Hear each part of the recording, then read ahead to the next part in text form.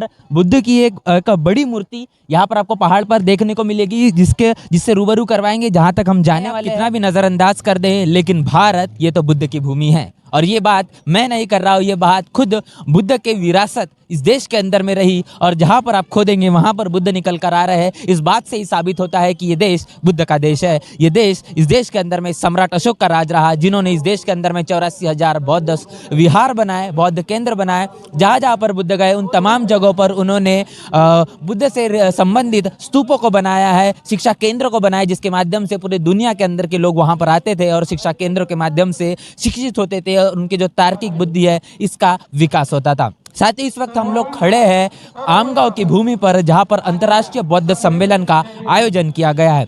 और इस भूमि पर आपको बता दें कि धम्मगिरी यह भूमि कहलाती है, जहाँ पर यहाँ पर आप मुझे देखेंगे, इस पहाड़ ये यहाँ पर है। इस पहाड़ पर बुद्ध उनकी मूर्ति है, और लोग इस हर वर्ष इस जनवरी के महीने में ज़रूर इस जगह पर आते हैं। धम्मगिरी ये परिसर है, 14 तारीख आज की है। 14 तारीख को खास तौर पर पूरे वर्ष में ये कार्यक्रम निश्चित रूप से आयोजित किया जाता है। और आपको दिखा दूं कि इस कार्यक्रम की जो रूपरेखा, आपको बता दूं कि ये पीछे ये आप मेरा कार्यक्रम देख रहे हैं, अंतर्राष्ट्रीय बौद्ध सम्मेलन है, जहाँ पर तमाम पूरे भारत और दुनिया से जो बौद्ध भिक्षु है यहाँ पर आए थे, उनका मार्गदर्शन हुआ। जिसका पहला सत्र रहा, दूसरा सत्र भी यहाँ पर मार्गदर्शकों ने मार्गदर्शन किया, जिसमें दिल्ली के प्रोफेसर डॉक्टर रतनलाल यहाँ पर आए थे, जिन्होंने मार्गदर्शन किया और बताया कि किस तरीके से बाबा साहब के नज़रिए से बौद्ध और उनका धम्म रहा। उसके बाद में अभी तीसरा सत्र शुरू होने वाला है। उसके बाद में यहाँ पर संगीतमय प्रबोधनात्मक का कार्यक्रम भी यहाँ पर आयोजित किया गया है। आपको मैं रूबरू करवाना चाहूँगा इस पूरे परिसर से, किस प्रकार लोग यहाँ पर आए हुए हैं,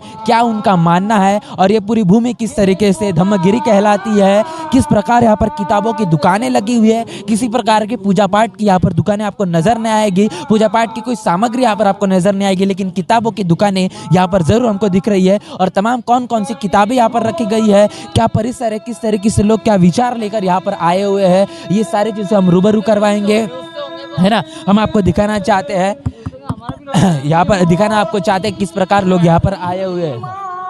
धम्म परिषद के इस परिसर में आपको रूबरू करवा रहे हैं हम हर एक चीज़ों से, कि किस तरीके से इस धम्म परिषद का आयोजन किया गया है, कौन कौन सी किताबों की यहाँ पर पूरी दुकानें रखी गई है। यहाँ पर आपको देखेंगे बुद्ध के बहुत सी खूबसूरत यहाँ पर आपको पोस्टर नजर आएंगे, बाबा साहब के यहाँ पर खूबसूरत पोस्टर नजर आएंगे, और जिन्होंने बुद्ध और उनके धम्म का प्रचार प्रसार बहुत ही बड़े पैमाने पर किया, ऐसे सम्राट अशोक के भी यहाँ पर आपको पोस्टर नजर आएंगे। तमाम महापुरुषों के, बाबा साहब के, तथागत गौतम बुद्ध के खूबसूरत यहाँ पर आपको फ्रेम्स नजर आएंगे। वो फ्रेम्स हम आपको दिखा रहे हैं। वहाँ पर महात्मा ज्योतिबा फुले का भी फ्रेम रखा गया है। यहाँ पर तमाम तरीके की किताबें है, क्या गांधी ने गांधी महात्मा थे, LR बाली की ये किताब है। यहाँ पर पेरियार, जिनका आंदोलन बहुत ही प्रखरता से पूरे भारत के अंदर में रहा, उनके यहाँ पर तस्वीर है। जिनको इंस्टीट्यूशनल, जिनका मर्डर हुआ है, उनकी भी यहाँ पर किताब है। रोहित वेमुला की भी यहाँ पर किताब है। तमाम तरह की किताबें यहाँ पर रखी गई है।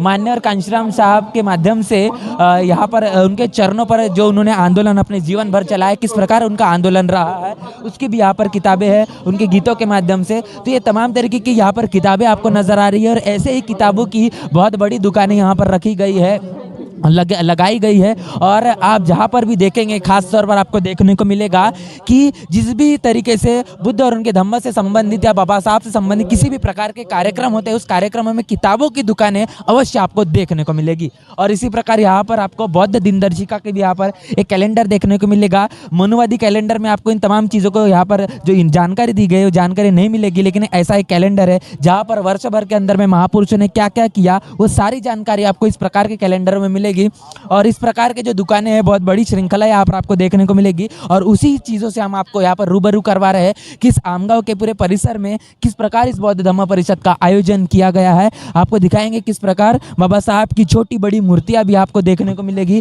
अलग अलग आकारों के अंदर में देखने को मिलेगी। अभी हमने बौद्ध धम्म जो दर्शिका है वो आपको दिखाया, लेकिन इसी के साथ साथ अभी जय भीम कैलेंडर भी यहाँ पर आपको देखने को मिलेगा।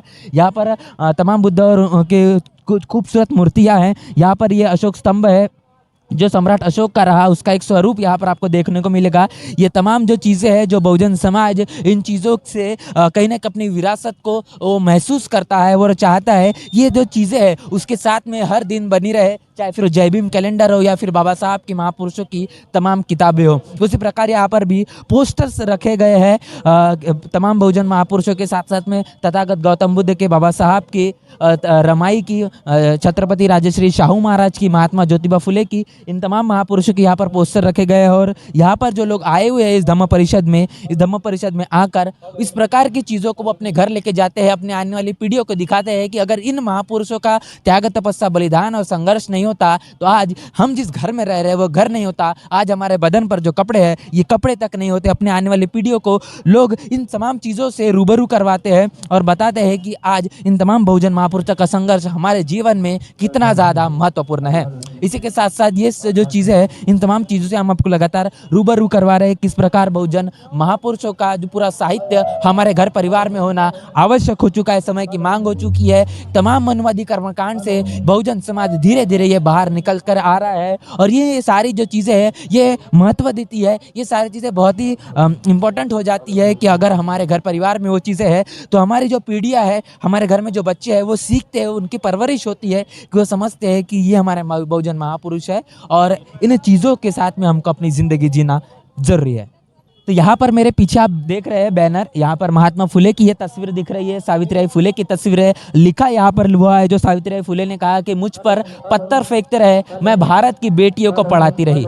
महात्मा फुले और सावित्रीबाई फुले का जो संघर्ष रहा, मनुवादी, जातिवादी, दूषित मानसिकता के लोगों ने लगातार उनके ऊपर में कीचड़, गोबर, गंदगी फेंकी, लेकिन इस देश के अंदर में बहुजन समाज को पढ़ना लिखाना उन्होंने बंद नहीं किया, जिसके बदौलत आज हम जो शिक्षा ग्रहण कर पा रहे हैं उनके त्याग, तपस्या और बलिदान की बदौलत है। यहाँ पर दूसरी और एक और बैनर आपको देखने को मिलेगा, तुम्हारे पैरों में जूते भले ही ना हो परंतु तुम्हारे हाथों में किताब जरूरी होनी चाहिए। बाबा साहब का कहना है भले ही आपके पैरों में चप्पल, जूते ना हो लेकिन आपके हाथों में किताब जरूरी है, क्योंकि जो बाहरी सुंदरता है या बाहरी सुरक्षा उतनी ज़्यादा महत्वपूर्ण नहीं है, लेकिन अगर आप आंतरिक रूप से, शैक्षणिक रूप से अगर मजबूत हो जाते हैं तो आप अपनी तस्वीर तो ज़रूर बदलेंगे, उसी के साथ साथ अपने परिवार की भी तस्वीर बदलेंगे। इतना ही नहीं, अपने समाज की भी तस्वीर बदलेंगे और इसी के साथ साथ आप पूरे भारत की और पूरे देश की भी तस्वीर बदलेंगे। अंतर्राष्ट्रीय बौद्ध धम्म परिषद यहाँ पर जो आमगांव में है, जिसको लेकर हम आपसे रूबरू हो रहे, लगातार आपको सारी जानकारी यहाँ पर बारीकी से दे रहे हैं। मेरे पीछे बैनर आप देख रहे हैं कि अंतर्राष्ट्रीय बौद्ध सम्मेलन यहाँ पर है लुम्बिनी। यहाँ पर जो वन पर्यटन धम्मगिरी परिसर है, यह परिसर है जहाँ पर बुद्ध की एक बड़ी मूर्ति यहाँ पर आपको पहाड़ पर देखने को मिलेगी, जिससे रूबरू करवाएंगे जहाँ तक हम जाने वाले हैं। आपको इस परिसर के जो नीचे का भी जो है जो हालात है, जो नज़ारे है वो आपको हम दिखा रहे हैं कि यहाँ पर तमाम जो बहुजन समाज के लोग हैं यहाँ पर इस बौद्ध धम्म परिषद को अटेंड करने के लिए, यहाँ पर अपनी उपस्थिति दर्ज कराने के लिए आए हैं और वो समझने के लिए आए हैं कि बहुजन महापुरुषों का इतिहास और बहुजन महापुरुषों का त्याग, तपस्या, बलिदान जानना समय की मांग हो चुकी है। और ऐसे में इस प्रकार के कार्यक्रम आयोजित अगर होते हैं तो बहुत बड़े तादाद में बहुजन समाज यहाँ पर एकत्रित हो जाता है। यहाँ पर आप देख रहे हैं कि खाने का भी यहाँ पर कार्यक्रम चल रहा है। जिस प्रकार आपको आपके मस्तिष्क को ज्ञान की ज़रूरत है, वैसे उसी प्रकार आपके पेट को भी खाने की ज़रूरत है, तो यहाँ पर उसका भी यहाँ पर अरेंजमेंट आयोजन किया गया है। अभी हम परिसर के अंदर में जाएंगे, ऊपर जाएंगे और दिखाएंगे आपको किस प्रकार यहाँ पर बुद्ध की मूर्ति है। काफ़ी सारे लोग लगातार यहाँ पर आए हैं, बातचीत भी करेंगे उनसे, लेकिन इस वीडियो के बाद में और एक वीडियो आपको देखने को मिलेगा जहाँ पर हम यहाँ जो लोग यहाँ पर आए हुए हैं उनसे भी बातचीत करेंगे कि आखिर इस प्रकार के कार्यक्रमों में उनका आने का क्या उद्देश्य होता है, क्यों ज़रूरी है इस प्रकार के कार्यक्रम में अपनी उपस्थिति दर्ज करवाना। तो चलिए अभी चलते हैं।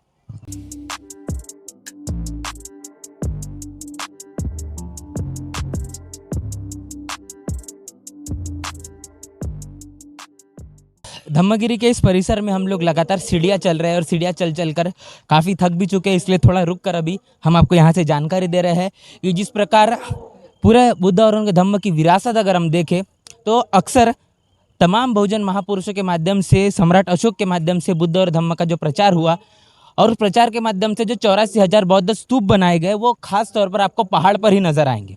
इसके पीछे का सबसे बड़ा ये कारण था कि तमाम जो भिक्षु संघ था वो भिक्षु संघ वर्षावास के समय में जो 3-3.5 महीने का जो पूरी कालावधि होती है उस कालावधि में एकांत में रहकर ध्यान मनन चिंतन करता है और वो सोचता है कि किस प्रकार इस देश के अंदर में जो मनुवादी विचारधारा चल रही है इसको ख़त्म करने के लिए, जो जाति व्यवस्था चल रही है, जो वर्ण व्यवस्था चल रही है, इसको ख़त्म करने के लिए किस प्रकार हम बुद्ध और धम्म का प्रचार और प्रसार कर सकते हैं। और इसीलिए इस प्रकार के जो एकांत में रहने के लिए ये पहाड़ों पर ही बुद्ध के विरासत आपको देखने को मिलेगी। आपको काफ़ी सारी मूर्तियाँ देखने को मिलेगी, आपको काफ़ी सारे गुफा है इस प्रकार पहाड़ों पर ही देखने को मिलेगी। और ये बुद्धिज़्म से ही ये यहाँ पर उत्पत्ति हुई है कि ये जो सारी चीज़ें हैं यहाँ आपको पहाड़ों पर देखने को मिलेगी। लेकिन इसी के साथ साथ आपको बता दें कि लगातार इस बुद्धिज़्म के विरासत को, बुद्ध और धम्म के विरासत को जिस प्रकार निस्तनाबूद करने के लिए या फिर उसका ब्राह्मणाइजेशन करने के लिए काफ़ी सारे जो मंदिर भी है वो भी हमको पहाड़ों पर देखने को मिलते हैं। काफ़ी सारी और भी चीज़ें हैं, लेकिन बुद्धिज़्म का जो मेन उद्देश्य और कॉन्सेप्ट रहा वो पहाड़ों पर ही बुद्ध और उनके जो मूर्तियाँ हैं वो आपको देखने को मिलेगी। और इसी प्रकार उसका एक स्वरूप यहाँ पर धम्मगिरी में आपको देखने को मिलेगा, जो अभी हम आपको दिखाने वाले हैं। इस धम्मगिरी के परिसर से हम जब नीचे शुरुआत किए थे, पायरियाँ चढ़कर अभी हम ऊपर आ चुके हैं। और यहाँ पर बुद्ध की मूर्ति हम आपको दिखाएंगे किस प्रकार, किस तरीके की और किस मुद्रा में बुद्ध की मूर्ति है। और आखिर इस प्रकार की मूर्तियाँ होना या फिर इस प्रकार की विरासत बहुजन समाज की आखिर होना क्यों समय की मांग हो चुकी, क्यों ज़रूरत है, और क्यों उनको अपने महापुरुषों का, अपने महान पुरखे जो रहे उनका इतिहास पता होना जरूरी है। बाबा साहब लगातार ये बात कहते हैं कि जब तक के कोई व्यक्ति, कोई कौम और कोई समाज अपना इतिहास नहीं जानता, वो अपना इतिहास नहीं बना सकता। और इसीलिए इन तमाम विरासतों को पुनर्जीवित करना, उनके इतिहास को जानना ये बहुत ज़रूरी है। अगर ये विरासत अगर नहीं होगी तो हमारी आने वाली पीढ़ी किसी भी प्रकार का कोई भी सबक नहीं ले पाएगी। और जो क्रांति लगातार इस देश के अंदर में समय की मांग हो चुकी है, ये क्रांति वो बिल्कुल भी नहीं करेगी। उसने लगेगा कि बुद्धिज़्म ये बहुत ही संकुचित है, बहुत ही छोटा है, लेकिन हम अपनी विरासत को अगर इस प्रकार जिंदा रखने का काम करते हैं, फिर वो अंतर्राष्ट्रीय बौद्ध धम्म परिषद हो या इस प्रकार पहाड़ों के अंदर में जो हमारी विरासत है उसको संजोने का काम हो, ये काम करना बहुत ज़्यादा ज़रूरी है। ये अभी जो समय के जो वर्तमान में जो पीढ़ी है इसकी ये जिम्मेदारी बनती है। तो इसी के साथ साथ अभी हम आपको बुद्ध मूर्ति का आपको दिखाएंगे, यहाँ पर किस प्रकार बुद्ध मूर्ति रखी गई है और कि यहाँ पर लोग लगातार आ रहे हैं, नमन कर रहे हैं। बुद्ध की मूर्ति को लेकर बाबा साहब हर समय कहते हैं कि बुद्ध की मूर्ति से अधिक आवश्यक उनके विचार है, उनके विचारों को ही हमको नमन करना है। और यहाँ पर भी जो लोग आए हैं यह बुद्ध धम्म और संघ इसको नमन कर रहे हैं।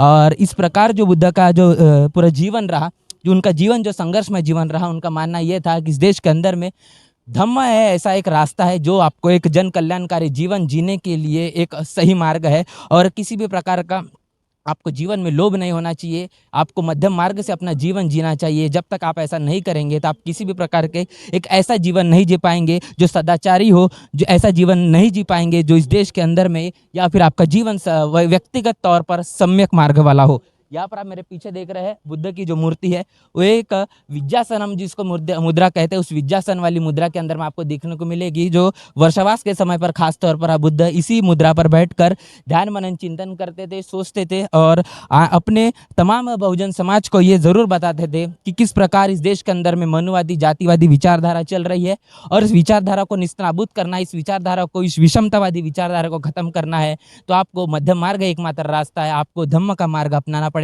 इस देश के अंदर में जो गैर बराबरी चल रही है, इस गैर बराबरी को खत्म कर आपको समतावादी विचारधारा कर अग्रसर होना पड़ेगा। तो इस पूरे वीडियो को लेकर आपका क्या मानना है? इस प्रकार की विरासत को संरक्षण करना ये बहुजन समाज की जिम्मेदारी कितनी है? क्या मानते हैं आप? तमाम चीज़ों को लेकर अंतर्राष्ट्रीय बौद्ध धम्म परिषद यहाँ पर इस आमगांव के भूमि पर चल रही है। इस प्रकार की परिषद होना क्यों ज़रूरी है पूरे देश के अंदर में, जहाँ पर हिंदू राष्ट्र की बात चल रही है, राम राज की बात चल रही है। यहाँ पर कहा जा रहा है कि ये जो देश है ये राम का देश है, ये इस देश के अंदर में जो लोग हैं ये तमाम लोग सिर्फ और सिर्फ हिंदू है। इस सांप्रदायिक माहौल को लेकर और यहाँ पर इस प्रकार की जो अंतर्राष्ट्रीय बौद्ध धम्म सम्मेलन जो चल रहा है और इस प्रकार के अनेकों धम्म सम्मेलन पूरे भारत के अंदर में चल रहे हैं, ये जो दो तरीके की वैचारिक लड़ाई चल रही है, इस वैचारिक लड़ाई को लेकर आपका क्या मानना है? कमेंट बॉक्स में आपकी प्रतिक्रिया हमें ज़रूर बताएं। बने रहे द थिंग के साथ, तब तक के लिए जय भीम, जय भारत। बहुजन विचारधारा को घर घर तक पहुंचाने के लिए हमारे YouTube चैनल को सब्सक्राइब करें, लाइक करें, कमेंट करें, शेयर करें और बेल आइकन की घंटी दबाना ना भूलें।